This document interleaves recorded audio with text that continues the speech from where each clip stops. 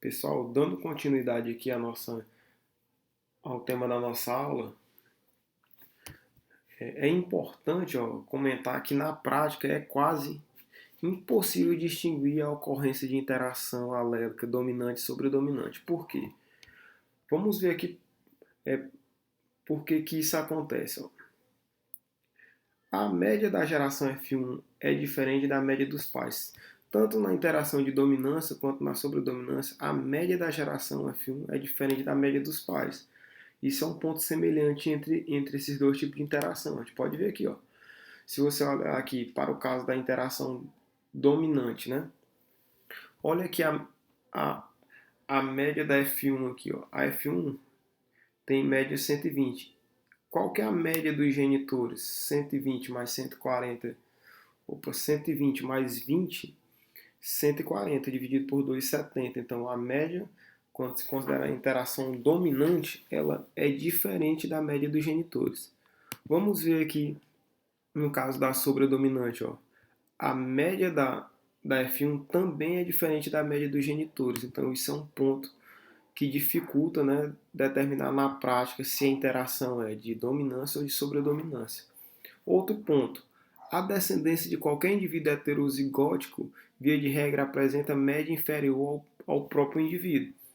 Vamos observar isso aqui, ó. Quando a gente pega um indivíduo heterozigoto aqui, ó, e considerar a interação alélica de dominância, o que é que acontece com a média da população descendente? Ó? A média diminuiu. Né? Esse indivíduo aqui, ele se autofecundando, né, cruzando com indivíduos igual a ele mesmo aqui, ó. Qual que são os genótipos descendentes? São esses aqui, ó. O resultado desse cruzamento proporciona esses genótipos aqui. Quando você associa a esses genótipos os fenótipos em relação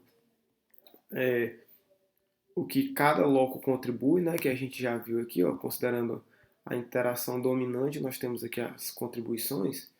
Quando a gente associa os genótipos às suas respectivas contribuições, o que se observa é uma redução realmente da média quando se considera a interação dominante. E se eu autofecundar o F1 da sobredominante, né? Se eu autofecundar o F1 da sobredominante, quais os descendentes possíveis e com base nessas contribuições aqui a nível de loco, quais os fenótipos possíveis? Nós temos aqui, ó, considerando a sobredominância, temos os alelos e considerando a contribuição a nível de loco, né, nós vamos ter em F2 uma média aí de 115, que é menor do que 160, que é a média do F1 considerando sobredominância. Então, ou seja, mais uma semelhança, né, entre dominância e sobredominância. A descendência de qualquer indivíduo heterozigoto, via de regra, apresenta média inferior ao próprio indivíduo. E aí, essas duas situações aqui dificultam a gente discriminar, né, assim, diferenciar na prática se a interação que está acontecendo é de dominância ou sobredominância. E aí, mas você pode pensar o seguinte, durante a teoria aqui a gente viu que a distinção pode ser baseada então na F1. Assim, se a média da geração F1 fosse superior à média do melhor genitor, que a gente já discutiu isso, a conclusão seria que a interação é de sobredominância. E a interação seria de dominância se a média do F1 fosse no máximo igual ao melhor genitor, como a gente também viu. Mas isso aí a gente só pode levar isso aqui em consideração, ó, considerar que caso o F1 fosse superior ao melhor genitor, nós poderíamos concluir que a interação é de sobredominância, e se fosse no máximo igual ao melhor genitor de dominância completa, né? Só se não for nessa situação, ó. Porque esse argumento ele só é válido somente se os genitores são completamente contrastantes. Observe aqui no exemplo, ó.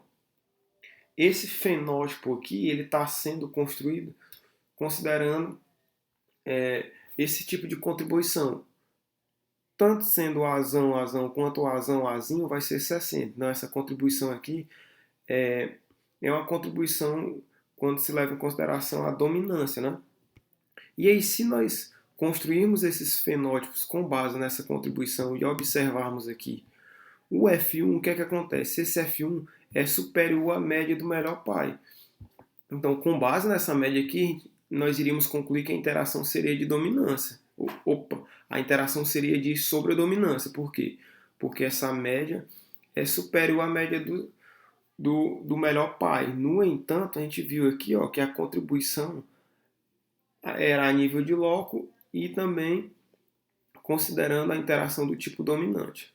Ou seja, nós só podemos levar esse critério, né, de superioridade do melhor genitor ou de igualdade do melhor genitor se os genitores que estão envolvidos no cruzamento eles forem completamente contrastantes, porque se não forem, você observa aqui que os genótipos aqui, os genitores, eles não são completamente contrastantes. E aí, nesse caso, a F1 fica com característica, né, semelhante a, a um caso em que os locos estariam em interação sobredominante, ou seja, produzindo acima da média do melhor genitor, inclusive.